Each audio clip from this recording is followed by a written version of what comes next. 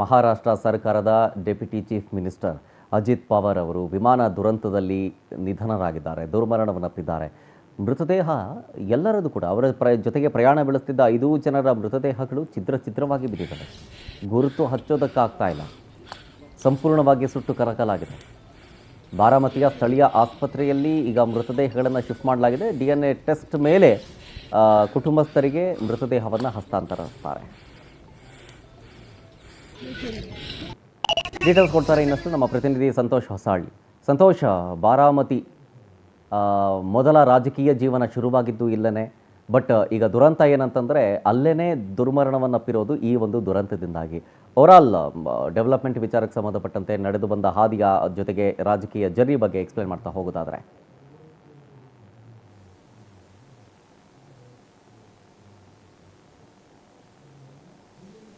ವಿಚಾರ ಆರಂಭದಲ್ಲಿ ಅವರು ತಮ್ಮ ರಾಜಕೀಯ ಜೀವನವನ್ನು ಆರಂಭ ಮಾಡಿದ್ದು ಬಾರಾಮತಿಯಲ್ಲೇ. ಆರಂಭ ಮತ್ತು ಅಂತ್ಯ ಬಹುತೇಕ ರಾಜಕೀಯ ನಾಯಕರುಗಳಿಗೆ ತೀರಾ ಕಡಿಮೆ ಅನ್ನುವಂಥದ್ದು. ಕೆಲವೊಂದಿಷ್ಟು ಗೆಲುವು ಮೂಲಕವಾಗಿರೋ ತಮ್ಮ ರಾಜಕೀಯ ಅಂತ್ಯವನ್ನು ತೆಗೆದುಕೊಳ್ಳುವಂಥದ್ದು ಸಾಧ್ಯವಾಗುತ್ತೆ. ಇನ್ನು ಕೆಲವರಿಗೆ ಈ ರೀತಿಯಾದಂತಹ ದುರ್ಘಟನೆಗಳ ಮೂಲಕವಾಗಿ ರಾಜಕೀಯ ಅಂತ್ಯವೂ ಕೂಡ ಆಗುತ್ತೆ ಅನ್ನುವಂಥದ್ದಕ್ಕೆ ಇದು ಒಂದು ಉದಾಹರಣೆ ಅಂತ ಹೇಳಿದ್ರೆ ತಪ್ಪಾಗ್ಲಿಕ್ಕಿಲ್ಲ. ಯಾಕೆಂತ ಹೇಳಿದ್ರೆ ಸಹಜವಾಗಿ ತಮ್ಮದೇ ಆದಂತಹ ಪ್ರಾಬಲ್ಯವನ್ನು ಅಜಿತ್ ಇಟ್ಟುಕೊಂಡಿದ್ದಂತಹ ಕ್ಷೇತ್ರ ಅಂತ ಹೇಳಿದ್ರೆ, ಆ ಒಂದು ಪ್ರದೇಶ, ಆ ಒಂದು ವ್ಯಾಪ್ತಿ ಅಂತ ಹೇಳಿದ್ರೆ ಬಾರಾಮತಿ ಪ್ರದೇಶ. ಸಹಜವಾಗಿ ಬಹುತೇಕ ಸರ್ಕಾರಗಳಲ್ಲಿ ತಮ್ಮದೇ ಆದಂಥ ಸೇವೆಯನ್ನು ಉಪಮುಖ್ಯಮಂತ್ರಿಯಾಗಿ ಸಲ್ಲಿಸಿದಂತಹ ದಾಖಲೆ, ಅತಿ ಹೆಚ್ಚು ಬಾರಿ ಉಪಮುಖ್ಯಮಂತ್ರಿಯಾಗಿ ಸೇವೆಯನ್ನು ಸಲ್ಲಿಸಿದಂತಹ ಖ್ಯಾತಿಯು ಕೂಡ ಅವರಿಗೆ ಇದ್ದಂಥದ್ದನ್ನಲ್ಲಿ ಗಮನಿಸಬೇಕಾಗುತ್ತೆ.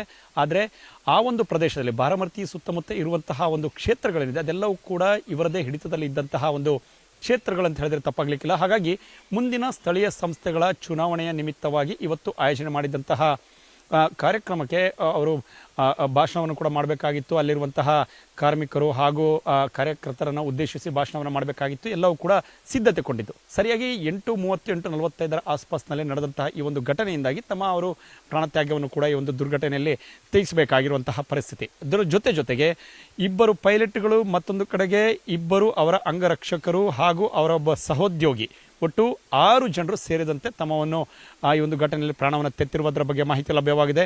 ತಕ್ಷಣಕ್ಕೆ ಅವರೆಲ್ಲರನ್ನೂ ಕೂಡ ಆ ದುರ್ಘಟನೆ ಸಂಭವಿಸಿದ ಸಂದರ್ಭದಲ್ಲಿಯೂ ಕೂಡ ಆಸ್ಪತ್ರೆಗೆ ರವಾನೆ ಮಾಡುವಂತಹ ಕೆಲಸಗಳಾದರೂ ಕೂಡ ಯಾರೂ ಕೂಡ ಬದುಕುಳಿದಿಲ್ಲ ಅನ್ನುವಂಥದ್ದು ಸಹಜವಾಗಿ ಮಾಹಿತಿ ಲಭ್ಯವಾಗಿದೆ. ಅದು ಕೂಡ ಸಹಜ. ಒಂದು ರೀತಿಯಾದಂತಹ ಒಂದು ಘಟನೆಯಲ್ಲಿ ಈ ರೀತಿಯ ಕೆಲವೊಂದಿಷ್ಟು ನಿರೀಕ್ಷೆಗಳನ್ನು ಮಾಡೋದಕ್ಕೆ ಕೂಡ ಸಾಧ್ಯವಿರುತ್ತೆ. ಒಂದು ವೇಳೆ ಬೈ ಲಕ್ ಚಾನ್ಸ್ ಈ ಹಿಂದೆ ನಡೆದಂತಹ ಒಂದು ಗುಜರಾತ್ನ ಘಟನೆಯಲ್ಲಿ ಒಬ್ಬ ವ್ಯಕ್ತಿ ವಿಮಾನದಲ್ಲಿ ಘಟನೆಯಲ್ಲಿ ಸಹ ಬದುಕುಳಿದಂತಹ ಒಂದು ಉದಾಹರಣೆ ಕೂಡ ಇದನ್ನು ಗಮನಿಸ್ಬೋದು. ಆದರೆ ಅಜಿತ್ ಪವಾರ್ ಅವರ ಇವತ್ತಿನ ಈ ಒಂದು ಘಟನೆಗೆ ಸಂಬಂಧಪಟ್ಟಂತೆ ಯಾವುದಾದ್ರು ಟೆಕ್ನಿಕಲ್ನಿಂದಾಗಿ ಆಗಿದೆಯೋ ಅಥವಾ ಬೇರೆ ಹವಾಮಾನ ವೈಪರೀತ್ಯ ಆಗಿ ಅಥವಾ ತುರ್ತು ಭೂಸ್ಪರ್ಶ ಅನ್ನುವಂಥದ್ದನ್ನು ಕೂಡ ಹೇಳಲಾಗ್ತಾ ಇದೆ. ಆದರೆ ವಾಯ್ಸ್ ರೆಕಾರ್ಡರ್ ಹಾಗೂ ಬ್ಲ್ಯಾಕ್ ಬಾಕ್ಸ್ನಲ್ಲಿ ಮಾಹಿತಿಗಳು ಯಾವುದು ಅಡಕವಾಗಿದೆ, ಕೊನೆಯದಾಗಿ ಪೈಲಟ್ ಸಂಬಂಧಪಟ್ಟಂತಹ ರಾಡರ್ಗೆ ಯಾವ ಮಾಹಿತಿಯನ್ನು ರವಾನೆ ಮಾಡಿದ್ರು, ಇದೆಲ್ಲದರ ಬಗ್ಗೆ ಮಾಹಿತಿಗಳನ್ನು DGC ಈಗಾಗಲೇ ಕಲೆ ಹಾಕುವಂಥ ಕೆಲಸಕ್ಕೆ ಮುಂದಾಗ್ತಾ ಇದೆ.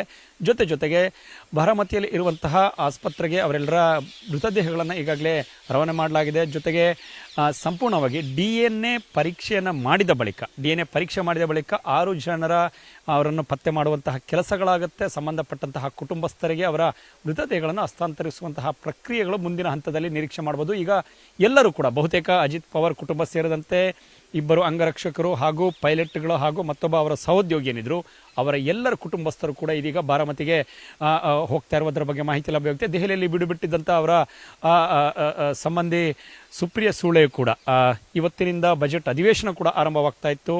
ಆದರೆ ಮಾಹಿತಿ ತಿಳಿತಿದ್ದಂತೆ ನೇರವಾಗಿ ಪ್ರಯಾಣವನ್ನು ಕೂಡ ಮಾಡ್ತಾ ಇದ್ದಾರೆ ಮುಂಬೈಗೆ. ಅಲ್ಲಿಂದ ನೇರವಾಗಿ ಬಾರಾಮತಿಗೂ ಕೂಡ ಹೋಗ್ತಾರೆ. ಅವರ ಮತ್ತೊಬ್ಬರು ಕುಟುಂಬಸ್ಥರು ಸುನೇತ್ರ ಕೂಡ ಅವರು ಕೂಡ ಅವರ ಜೊತೆಯಲ್ಲಿ ಪ್ರಯಾಣವನ್ನು ಬೆಳೆಸ್ತಾ ಇದ್ದಾರೆ. ಹೀಗೆ ಹಲವು ಅವರ ಕುಟುಂಬಸ್ಥರೆಲ್ಲರೂ ಕೂಡ ಅವರ ಒಂದು ಬಾರಾಮತಿಗೂ ಪ್ರಯಾಣವನ್ನು ಬೆಳೆಸ್ತಾ ಇರುವಂಥದ್ದು. ಜೊತೆಗೆ ಅಲ್ಲಿ ಸಹಜವಾಗಿ ಇಂಥ ಒಂದು ಘಟನೆಗೆ ಸಂಬಂಧಪಟ್ಟಂತೆ ಕೇವಲ ಕುಟುಂಬಸ್ಥರನ್ನು ಹೊರತುಪಡಿಸಿ ರಾಜಕೀಯೇತರವಾಗಿ ಪಕ್ಷಾತೀತವಾಗಿ ಎಲ್ಲರೂ ಕೂಡ ಕಂಪನಿಯನ್ನು ಬಿಡುವಂತಹ ಕೆಲಸವನ್ನು ಮಾಡ್ತಾ ಇದ್ದಾರೆ. ಕೇಂದ್ರದ ಸಚಿವರುಗಳು, ಪ್ರಧಾನಿ ನರೇಂದ್ರ ಮೋದಿ ಹಾಗೂ ಬಹುತೇಕರೆಲ್ಲರೂ ಕೂಡ ಸೇರಿದಂತೆ ಸಹೋದ್ಯೋಗಿ ಕೇಂದ್ರದ ಸಚಿವ ಸಂಪುಟದ ಸದಸ್ಯರೆಲ್ಲರೂ ಕೂಡ ಇದೀಗ ಅಜಿತ್ ಪವಾರ್ ಅವರ ಈ ಒಂದು ಘಟನೆಗೆ ಸಂಬಂಧಪಟ್ಟಂತೆ ಕಂಬನಿ ಮಿಡಿಯುವಂತಹ ಕೆಲಸಗಳಾಗ್ತಾ ಇದೆ.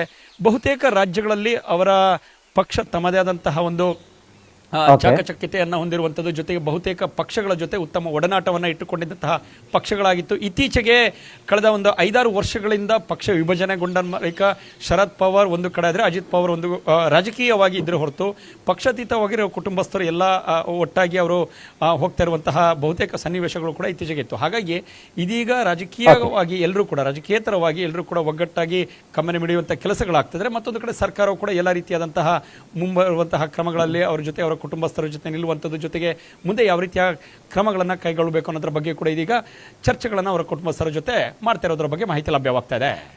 Sharath. Yes, thank you Santosh ಡೀಟೇಲ್ಸ್ಗಾಗಿ. ಇನ್ನು ವಿಮಾನ ಪತನ ದುರಂತದಿಂದಾಗಿ ಮೃತದೇಹಗಳು ಛಿದ್ರ ಆಗಿತ್ತು. ಆ ಮೃತದೇಹಗಳನ್ನು ಆಸ್ಪತ್ರೆಗೆ ರವಾನೆ ಮಾಡಲಾಗಿದೆ. ಅಜಿತ್ ಪವಾರ್ ಸೇರಿದಂತೆ 5 ಮೃತದೇಹಗಳು ಶಿಫ್ಟ್ ಆಗಿದ್ದಾವೆ ಸ್ಥಳೀಯ ಆಸ್ಪತ್ರೆಗೆ.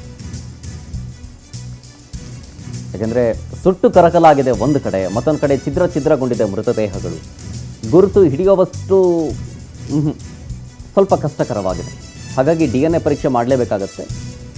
ಆಸ್ಪತ್ರೆಯ ಮುಂದೆ ಭಾರಿ ಸಂಖ್ಯೆಯಲ್ಲಿ ಬೆಂಬಲಿಗರು ಸೇರಿದ್ದಾರೆ. ಆಸ್ಪತ್ರೆಯ ಒಳಗಡೆ ನುಗ್ಗೋದಕ್ಕೆ ಬೆಂಬಲಿಗರು ಶತಪ್ರಯತ್ನ ನಡೆಸಿದ್ದಾರೆ. ಬೆಂಬಲಿಗರ ನಿಯಂತ್ರಣಕ್ಕೆ ರಕ್ಷಣಾ ಪಡೆಗಳು ಮತ್ತು ಪೊಲೀಸರು ಸರ್ಕಸ್ ಮಾಡ್ತಾ ಇದ್ದಾರೆ. ಅಪಾರ ಸಂಖ್ಯೆಯಲ್ಲಿ ತಮ್ಮ ಬಂಧು ಬಳಗವನ್ನು ಆಗಲಿದ್ದಾರೆ ಅಜಿತ್ ಪವಾರ್ ಅವರು ಈ ಹೆಸರು ಸಂಪಾದನೆ ಮಾಡಿದ್ದಾರೆ ಅಂಥೇಳಿ ನೋಡಿದ ತಕ್ಷಣ ನಿಮ್ಗೆ ಗೊತ್ತಾಗೋದು ಹೆಂಗೆ ಅಂದರೆ, ಸತತವಾಗಿ 1991ರಿಂದ ಇಲ್ಲಿಗೆ ತನಕ ರಾಜಕೀಯವಾಗಿ ಸ್ಪರ್ಧೆ ಮಾಡಿದಂಥ ಕ್ಷೇತ್ರದಲ್ಲಿ ಕಂಟಿನ್ಯೂಸ್ಲಿ ಗೆದ್ದಿದ್ದಾರೆ ಅವರು. ಅದು ನೋಡಿದ್ರೇ ಅರ್ಥ ಮಾಡ್ಕೊಳ್ಬೇಕು ಅವರ ಜನ ಬೆಂಬಲ ಹೆಂಗಿದೆ ಅಂತ. ಹೀಗೆ ಆಸ್ಪತ್ರೆಯ ಮುಂಭಾಗದಲ್ಲಿ ನೋಡಿ ಜನಸಾಗರವೇ ಹರಿದು ಬಂದಿದೆ. ತಮ್ಮ ನಾಯಕ, ತಮ್ಮ ಕ್ಷೇತ್ರದ ಪ್ರತಿನಿಧಿ ಅಜಿತ್ ಪವಾರ್ ಅವರ ಮೃತದೇಹ ಆಸ್ಪತ್ರೆಗೆ ರವಾನೆ ಆಗ್ತಾ ಇದ್ದ ಸಂದರ್ಭದಲ್ಲಿ ನೋಡಿ ಎಷ್ಟು ಜನ ಸೇರಿದ್ದಾರೆ. ಬದುಕಿರಲಪ್ಪ ದೇವರೇ, ಅಟ್ಲೀಸ್ಟು ಈ ಮಾತು ಸುಳ್ಳಾಗಲಿ, ಇದು ಕನಸಾಗಿ ಉಳ್ಕೊಳ್ಳಿ ಅಂತ ಕೇಳ್ಕೊಂಡವರಾಗಿಷ್ಟು ಕಣ್ಣೀರಾಗ್ತಾ ಇದ್ದಾರೆ. ತಮ್ಮ ನಾಯಕನನ್ನು ಕಳ್ಕೊಂಡು ಕಣ್ಣೀರಾಗ್ತಾ ಇದ್ದಾರೆ. ಒಂದಷ್ಟು ಜನ ಪ್ರಯತ್ನ ಪಡ್ತಾ ಇದ್ದಾರೆ, ಅಂದರೆ ಪೊಲೀಸರು ಕಂಟ್ರೋಲ್ ಮಾಡಬೇಕು ಸಿಚುವೇಶನ್ನ ಅಂತ. ಮೃತದೇಹಗಳನ್ನು ಒಳಗಡೆ ತೆಗೆದುಕೊಂಡು ಹೋಗೋದಕ್ಕೂ ಕೂಡ ಕಷ್ಟ ಆಗ್ತಾ ಇದೆ. ಜನ ಅಷ್ಟರ ಮಟ್ಟಿಗೆ ತುಂಬ್ಕೊಂಡ್ಬಿಟ್ಟಿದ್ದಾರೆ ಆಸ್ಪತ್ರೆಯ ಮುಂಭಾಗದಲ್ಲಿ.